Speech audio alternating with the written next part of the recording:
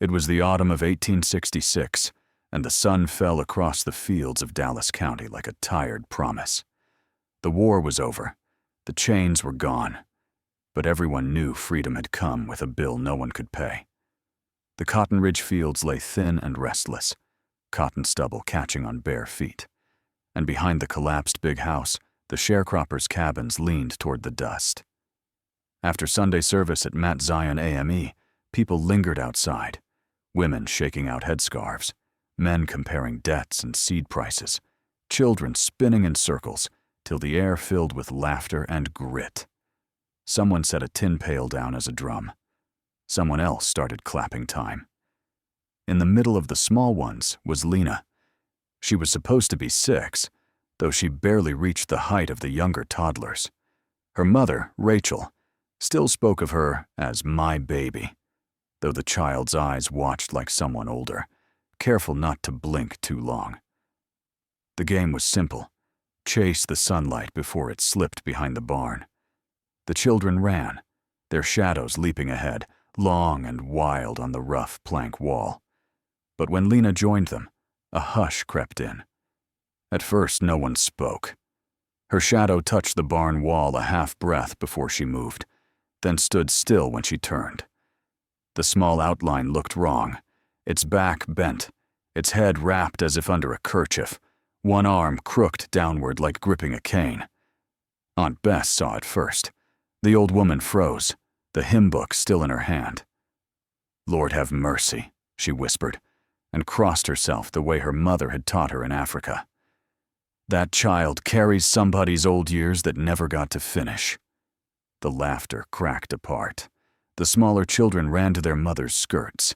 Millie, who would one day tell this story into a government recorder's tin machine, stood rooted. She saw the shadow split, one little, one large, and the larger leaned close to the smaller, like a grandmother teaching her how to stand. "Move away from that wall," someone called, voice trembling. "Come on, baby, don't play there." Lena stepped back, puzzled, blinking through the dust. "Why y'all looking down?" she asked softly. Nobody answered. Rachel rushed forward, scooping her daughter up. The motion threw new angles across the wall. For a heartbeat, the taller shadow remained where it was, stooped and still, while the mother and child turned away. Then the sun slipped lower, and it vanished like a smudge wiped clean.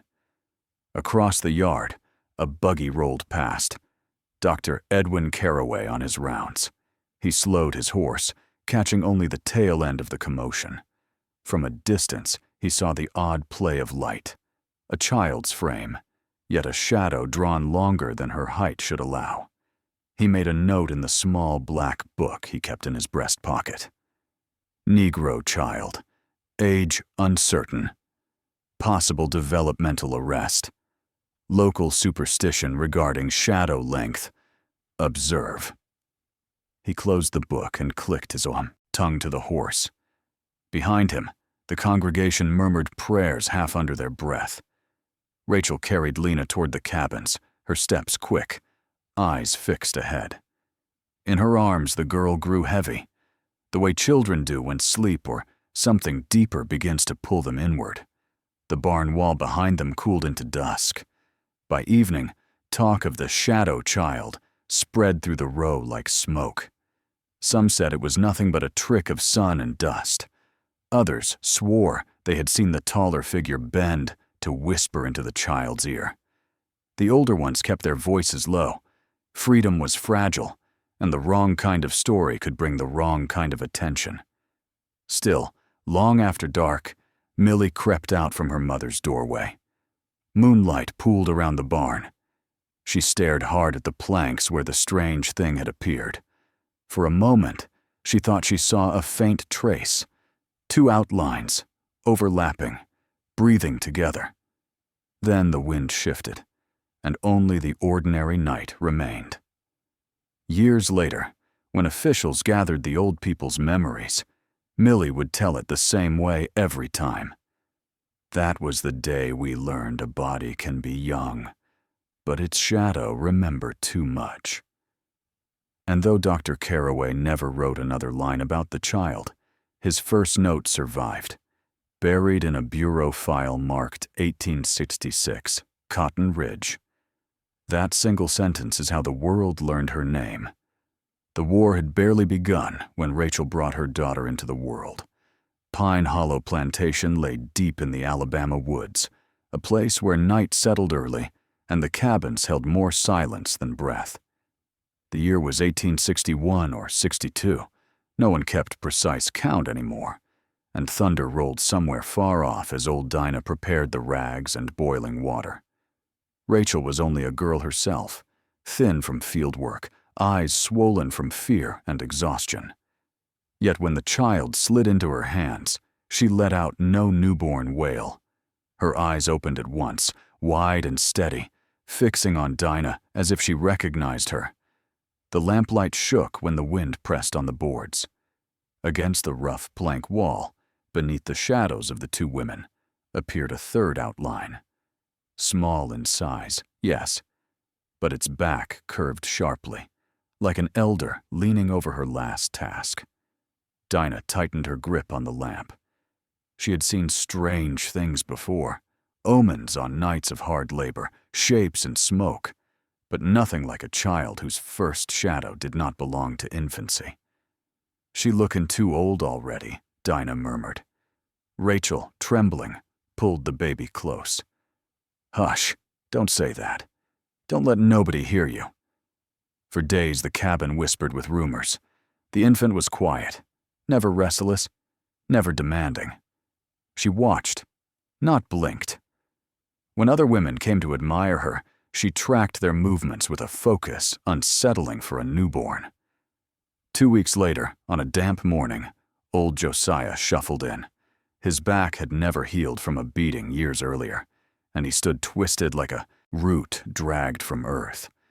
He leaned over the child, smiling with the tenderness only the very old and very young could share. His shadow bent across the dirt floor, swallowing hers. Then something shifted. He straightened, not fully, but enough for him to gasp in surprise. "Dinah," he whispered, "my spine." It eased for a breath. Dinah saw the wall behind them. The baby's shadow, not the baby, the shadow, seemed burdened, its shoulders rounding further, as if carrying a heaviness that had slipped from Josiah's bones for a fleeting moment. "Get him out," she ordered softly. "Now." Rachel held her daughter tighter that night. While the others slept, she watched the lamplight flicker across the child's form. Lena, she had chosen that name without knowing why, barely filled the blanket wrapped around her. Yet on the wall, the small, dark outline seemed older than both of them. As months passed, the war swallowed Pine Hollow in shortages and fear. Men were marched away. Women were pushed harder in the fields. Lena stayed the same face, the same size. Other babies learned to crawl, then to toddle. But Rachel's daughter remained light enough to carry on one hip. Her clothes never needed changing for size. But her shadow changed. Sometimes, when Rachel lifted her to the doorway, the shape on the step stretched a little too long, or paused before following the movement. Once, during a cold spell, Rachel saw the shadow seated like an old woman on a stool, while the child wriggled in her lap. She whispered a prayer she half remembered from her mother, a plea that the ancestors look kindly and not claim what was hers. By late '62, planters were desperate. Pine Hollow's owner sold off a dozen enslaved workers to cover debts. Rachel and Lena were chained to the group heading south toward Dallas County. The winter night cut like a blade as they marched. Behind them, someone collapsed, an elderly man who had fought the march too long. When the overseer declared him gone, the line halted by a dying fire. Rachel held Lena close to stay warm. The flames cast unsteady light on the ground. She looked down and felt her breath freeze. Her daughter's shadow did not look like a child's anymore. It bent at the waist, slow and deliberate, mimicking the posture of the man they had just left behind. Old Dinah, also chained in the line, leaned near and whispered, "You see it now. She gathers years that got no place to rest." Rachel shook her head violently. "Don't speak that." "I ain't speaking harm," Dinah said. "I'm speaking what my old mind knows. Some souls get cheated of time. That child's shadow looked like it know them debts." The march continued under the numb sky. When they reached Cotton Ridge, the fields were different, the quarters colder, the overseers meaner. But the strangeness stayed. A year passed, yet Lena's body seemed held fast between infancy and childhood. Small hands, small feet, unchanged face. Meanwhile, her shadow grew more sure of itself, more deliberate, like something tracing memories the child had never lived. Rachel learned to hide the lamp when others visited. She dressed her daughter at dawn before the sun could draw sharp angles around her. She prayed to be invisible, prayed the girl's oddness would soften.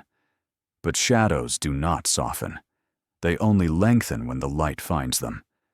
And on Cotton Ridge, light fell everywhere. In 1866, Cotton Ridge was called rented land, but the fields and the fear kept the old shape. Lena moved through it like a small question. Rachel said she was 5. Her body could have belonged to a child half that age. Old Samuel's dying pushed her name into every mouth. Bent from a lifetime in the rows, he liked to sit with her on the step at dusk, telling hoarse stories of people sold off. One evening, Rachel watched them from the doorway. On the hard ground, their marks lay side by side. For a moment, Samuel's outline seemed less crooked, as if some weight had slipped away. The short shape at Lena's feet drooped instead, the back line curving in a way that did not match her straight little shoulders. Samuel was buried 2 days later. At the well, a young man, raw with grief, snapped, "He give what was left of him to that girl. She stay tiny, and her shade do his aching." By the time the tale reached Mr. McAllister, it had hardened into, "They got a little one down there stealing folks' years." He did not care for anything he could not count. He sent for Dr. Edwin Carraway. Carraway arrived with his black bag and his training. In Rachel's cabin, he listened to Lena's chest, checked her joints, looked at her teeth. "Small for the age claimed," he said. He asked what chores she could manage, whether she tired easily, what words she knew. His pencil scratched a few numbers. Only then did he mention the rumors. "Some here speak of tricks of the light around the child. You notice anything?" Rachel's fingers tightened on her apron. "People seen too much, doctor. Everything looked like a sign now. She just my girl." "Step outside," he said. He put Lena by the cabin corner, where the afternoon sun threw sharp shapes on the boards. At first, the figure on the wall matched her exactly. A cloud slid over the sun. In the softer glare, the outline changed. For one breath, it was the stooped back of someone who had bent over cotton for decades, one arm hooked, as if resting on an unseen stick. Lena's small body stood still, empty hands at her sides. Carraway blinked. The mark snapped back into proportion. He said nothing aloud. Back inside, he opened his book. Colored girl Lena. Growth much delayed. Understanding seems normal. Neighbors report aged figure in certain lights. Brief irregularity of outline seen once in afternoon sun. Most consistent with surface. Defects and excitable imagination among freed people. On Sunday at Mount Zion, Reverend Elijah Green felt the story humming between hymns. Women glanced at Lena and lowered their voices. A visiting white minister, Reverend Brackett, shook Green's hand and said quietly, "Your people are spreading tales about a child whose shadow misbehaves. You must preach that out of them." Green swallowed. "My people remember more than those papers ever wrote," he answered. A few weeks later, Captain Hollister from the Freedmen's Bureau sat at a table, taking complaints about beatings that were not supposed to happen now, and weights that changed between Field and Gin. Near the end of the line, an older woman leaned close. "Sir, we got a little one down there don't stretch out like other children. When the sun low, what fall beside her looked like somebody already wore out. Maybe that tell you something about what was took from us." Hollister hesitated, then wrote a single line. "McAllister Place. Undersized child. Freed people attribute peculiar qualities to her shadow. Superstitious talk." He underlined the last two words and shut the ledger. That night, Rachel held Lena and listened to the yard go quiet. Somewhere in town, the doctor's note dried on a page. In a bureau file, fresh ink cooled. Medicine, church, government. Each had brushed that small strangeness and pushed it aside. Once men with pens begin to write even a dismissive line about a child like that, they have already started thinking where to put her, so no one has to look long at what follows her on the wall.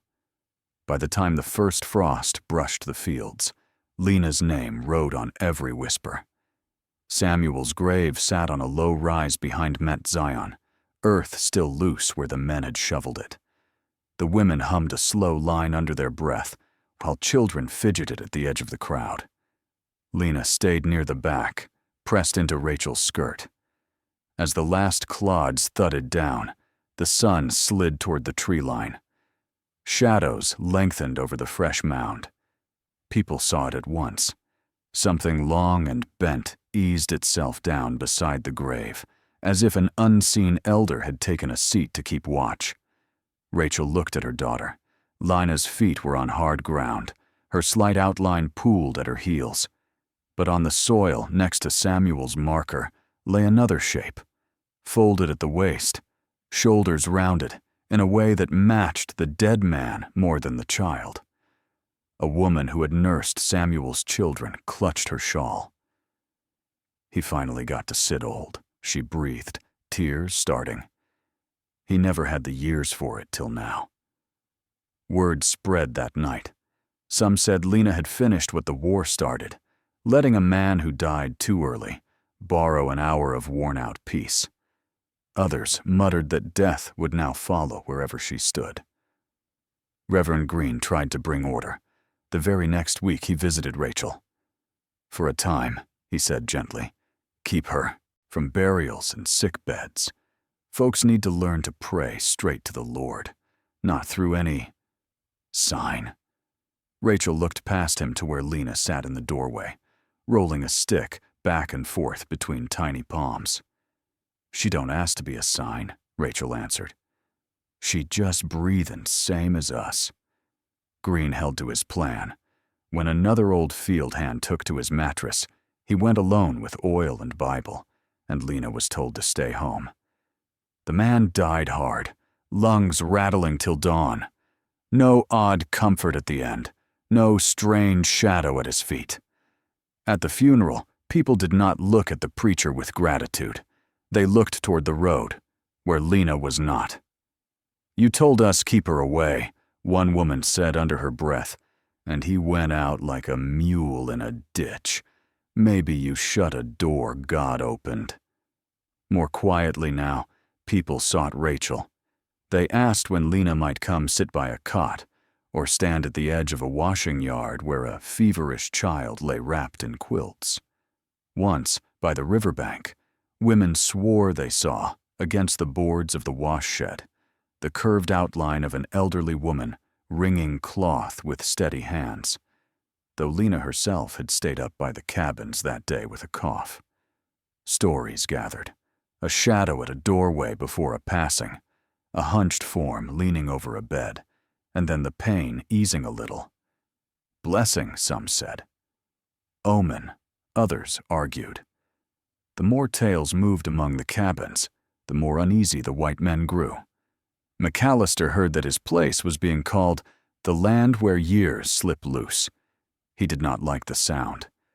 In his office, he sat with Dr. Carraway and Captain Hollister. The plank walls filtered in a dusty light. dust motes hanging like held breath. "I signed these contracts in good faith," McAllister said, tapping a stack of sharecropping papers. "I did not lease the place to a circus." Carraway folded his hands. "From a medical standpoint, the girl is unusual, but not necessarily contagious," he began, reaching for calm words. Hollister cut in. "Whether or not you or I believe the tales, they affect behavior. People leave the fields to chase after this child. They refuse to die quiet when they think she might change it." His pen rested on a blank form. "Disruption is our concern." "There is a hospital in Tuscaloosa," Carraway ventured. "State-run. They take uncommon cases. A controlled setting might allow observation, perhaps some treatment." McAllister seized on the phrase. "Exactly. Observation. Remove her from here, and the nonsense will cool." Hollister frowned. "We cannot move a minor without justification. Washington already thinks we meddle too much, but..." He flipped open his ledger, thumb lingering over Lena's earlier mention. "If a panel in Selma, medical and clerical, agreed she required special care, that would be sufficient." "And in the meantime?" McAllister asked. "Keep her out of crowds," Hollister replied. "No more gatherings where 50 people swear they saw their grandmothers on the wall." They all understood what was being planned. On paper, it would be for her own welfare. In practice, it would take the one child around whom time behaved strangely and lock her behind institutional doors. That night, Rachel woke to the sense of someone standing over her. The cabin was dim. Lena slept on a pallet at her feet, small chest rising and falling. Along the rough boards, a bent figure leaned close to the window, turned toward the distant road to Selma. There, in town, men were already thinking of dates, signatures, and seals. To decide whether a girl whose body lagged behind her years, and whose shadow seemed to carry other people's endings, belonged with her people at all. They brought Rachel and Lena to Selma on a pale morning when the air felt thin, as if the town itself were holding its breath. The meeting room stood above the courthouse stables. Bare walls, one tall window, a long table where authority sat in polished boots. Captain Hollister arranged his papers with stiff precision. Dr. Carraway waited beside him, jaw tight. On the far end stood Reverend Brackett, white collar glowing against his dark coat. Reverend Green and a handful of black witnesses lingered near the doorway, unsure where to place their eyes. Rachel kept Lena close until Hollister motioned her forward. "Put the child by the window," he said, not unkindly, but not gently either. Lena walked to the marked spot, tiny steps echoing on the boards. The sun fell across the floor in clean, bright lines. Her outline appeared at once, small, ordinary. "State her age," Hollister instructed. "6," Rachel answered. Before Hollister could question her, the light sharpened, as if a veil had been pulled from the sky. Every figure in the room lengthened on the floor. Carraway's shadow clutched at its chest, the shape of a man collapsing inward, though the doctor stood firm. He stared at the image, hand rising unconsciously toward the very place the silhouette gripped. Reverend Brackett's outline twisted, as if suspended from an unseen point near the ceiling, the legs swaying gently though the man himself did not move. Hollister's mark bent sideways, with a dark notch at the ribs, something carved into it, a wound waiting in years he had not lived yet. His face drained of color. A woman near the back cried out when another form materialized beside Lena, broad-shouldered, stooped, unmistakably the figure of a black elder, long dead. Then another joined it, and another. The room shuddered with a quiet, collective dread as more silhouettes gathered around the child, as if answering a call no one else could hear. Reverend Green whispered, "These are the ones who never got to finish their time." Brackett broke first. "This is deception," he shouted. "We are witnessing the handiwork of darkness." He began reciting scripture in a trembling voice, louder with every line. Carraway moved carefully toward the girl, eyes locked on the floor. "Lena," he said softly, "look at me." But when he reached for her hand, she swayed. The shadows around her tightened, as though leaning in. Her knees buckled. She fell without a sound. Rachel screamed, rushing forward. Carraway knelt, lifting Lena's head, checking her breath. For one terrifying moment, nothing stirred in her chest. Then, a faint gasp escaped, thin as paper tearing. "She's alive," he said, though his voice cracked. "She needs air. Give her space." The silhouettes receded with the shifting of a single cloud. When the sun softened, the room grew painfully normal again. Just men, wooden chairs, and a child blinking weakly in her mother's arms. No one spoke until Hollister stood, steadied himself on the table, and forced out the official tone he had long practiced. "Nothing that occurred here," he said, "is to be placed in federal records. Do you understand? We make no mention of impressions. We report a fainting spell, nothing more." Brackett straightened his collar, nodding quickly. Carraway did not answer at first, then gave a slow, strained assent. Rachel held Lena so tightly, the girl's small hands disappeared against her dress. Hollister added, "For now, she remains with her mother. But she must not draw crowds. No more gatherings, no more scenes that invite panic. If this continues, we will have no choice but to remove her for supervised care."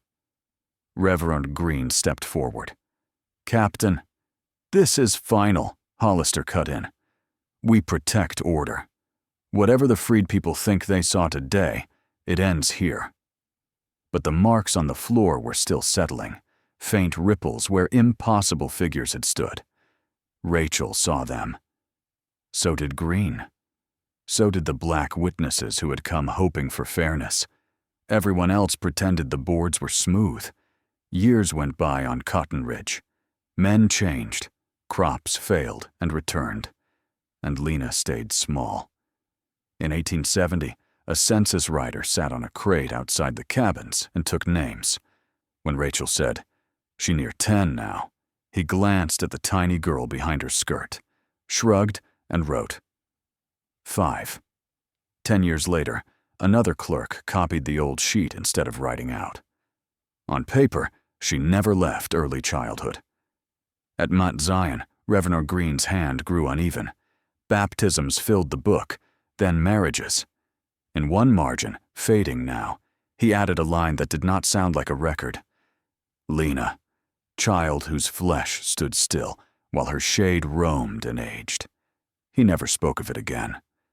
As federal officers left and hooded riders claimed the roads, Rachel brought her daughter out less. Lena hauled water before sunrise, hoed a short strip of greens, slipped into church only on quiet evenings. Still, whispers spread that her outline reached places before she did. Millie, now, long-legged and wary, swore she saw it the night her father burned with fever. The lamp trembled, and on the wall above his mat appeared the bowed shape of an old man keeping watch. No child stood between house and yard. Yet when his chest gave its last shudder, that shape on the board stretched thin toward the doorway and was gone. The last night anyone remembered began with slow rain. Rachel's hair held silver, her hands stiff from years at the rows. Lena lay under a worn quilt, face much the same as when the census man had misjudged her, eyes heavy as if from work no one could see. Near dawn, Rachel woke to a sudden hush. The rain had stopped. A narrow stripe of sky cut through the shutter. On the far wall, opposite the bed, the dark of a very old woman sat in the only chair, spine curved, head tipped, as though listening.